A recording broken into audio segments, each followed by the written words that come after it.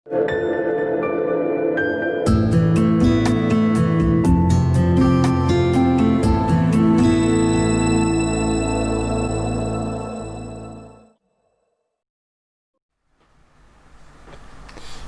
to my class. Dear student, today we will see Appreciation of Basket Full of Moonlight, written by Sunil Sharma, translated from Dogri language. 10th की ये नज़्म है 1.3, जिसका हम appreciation देखने जा रहे हैं। बड़ी खूबसूरत नज़्म है। बच्चे की इल्तिजा है चाँद से, जो वो अपने गांव के लिए चाँद से चाँद की रोशनी मांग रहा है। स्टूडेंट्स, देखते हैं कि एप्रिसिएशन यानी क्या। सवालिया पर्चे में सरगर्मी शीट में तुमको क्वेश्चन नंबर 3 का बी जो सवाल होता है 5 मार्क्स के लिए, वो एप्रिसिएशन पर मबनी होता है, पोएम एप्रिसिएशन पे। तो सबसे पहले हम पोएम एप्रिसिएशन क्या है वो देख लेते हैं। किसी पोएम के एप्रिसिएशन यानी कि कद्र सनाशी या लुत्फ़ अंदोज़ी से मुराद है उस नज़्म की तश्कील, मौज़ू, उसका बयान, ख़याल, जज्बा, वाक़या, तरतीब अल्फाज, तर्ज़ बयान, सनाए बदाए वग़ैरह ख़ुसूसियात को पहचान कर खूब बेहतर तरीके से लुत्फ़ अंदोज़ होने को एप्रिसिएशन कहते हैं।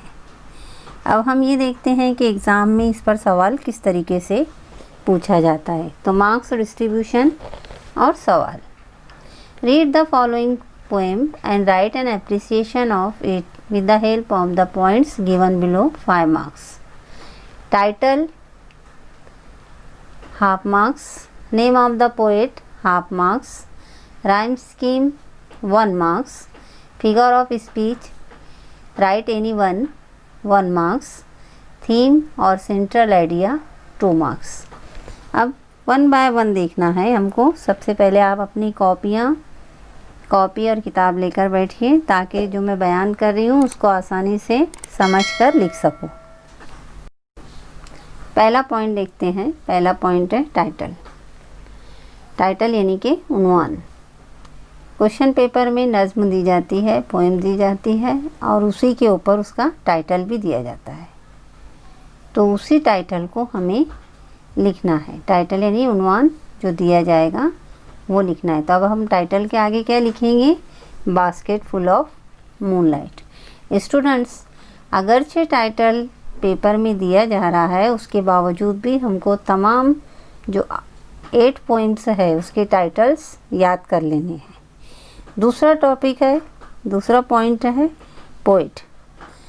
उसके बाद शायर का नाम लिखना है हमको। नज़्म दी जाती है, नज़्म के नीचे शायर का भी नाम दिया जाता है। तो अब यहाँ पे हमें शायर का नाम क्या लिखना है? सुनील शर्मा। फिर मैं दोहराना चाहूँगी यहाँ पे ये जुमला कि अगरचे नज़्म का टाइटल और पोएट का नाम दिया हुआ है उसके बावजूद भी हम 8 पोएम्स के टाइटल और पोएट के नाम याद कर लें, बेहतर होगा। तीसरा पॉइंट राइम स्कीम। अब राइम से नहीं क्या, सबसे पहले वो देखते हैं। राइम यानी मीन्स राइमिंग वर्ड। काफिया, नज़्म के शेर के जो अशार दिए होते हैं नज़्म में, उसकी लाइन के आखिरी जो लफ्ज़ होता है वो हम काफिया होते हैं और वही राइम स्कीम कहलाते हैं। लेकिन इस नज़्म में हम काफिया अल्फाज नहीं हैं, राइम स्कीम नहीं है, इसलिए ये नज़्म फ्री वर्स पोएम है। This poem is free verse poem. The poem does not have rhyme scheme, it is written in free verse.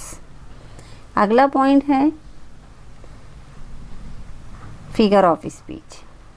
अब फिगर ऑफ स्पीच यानी क्या? सनाए बदाए, जो हमको कोई एक लिखना है 1 मार्क्स के लिए, नज़्म के लिसानी हुस्न में इजाफ़ा करने के लिए।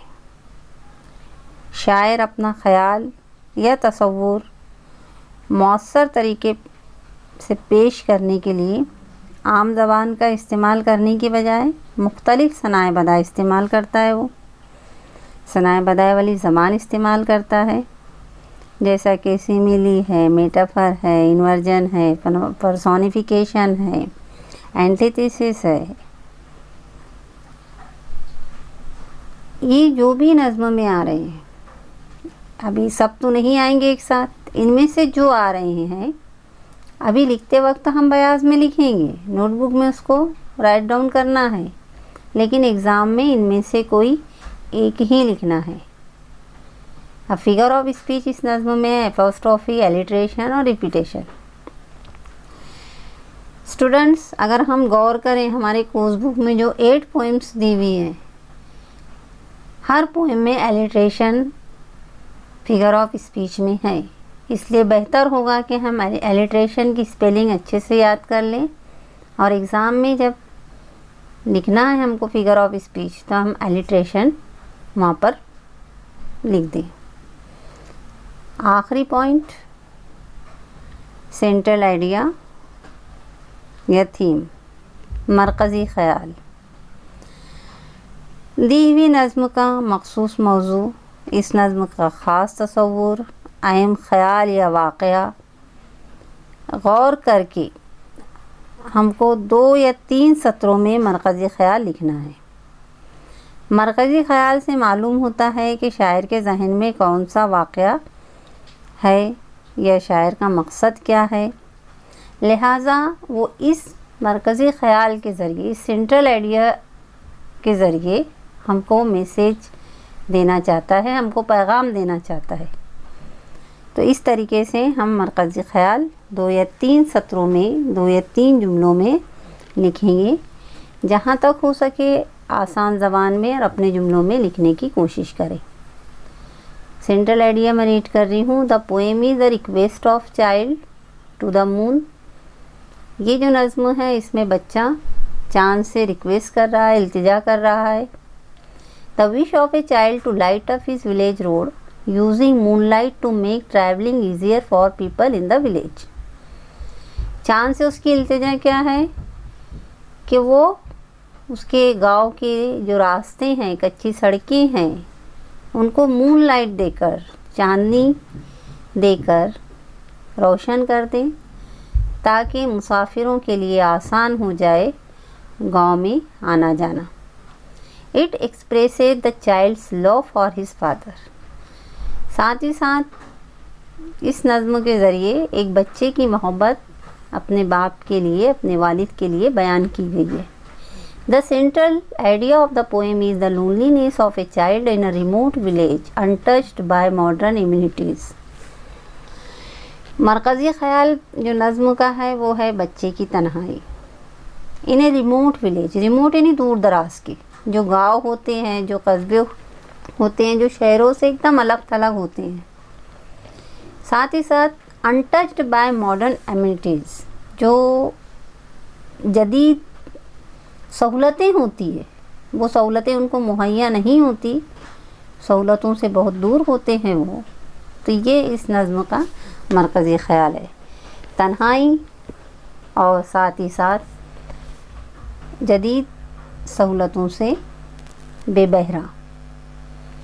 उम्मीद है एप्रिसिएशन अच्छे से समझ में आया होगा। इसको बार बार सुनना है और विदाउट मिस्टेक, स्पेलिंग मिस्टेक, हमें इसको लिख लेना है। और नेक्स्ट टाइम जब भी तुम किसी पोएम का एप्रिसिएशन करोगे तो इंशाअल्लाह उसमें आसानी पाओगे। Thank you.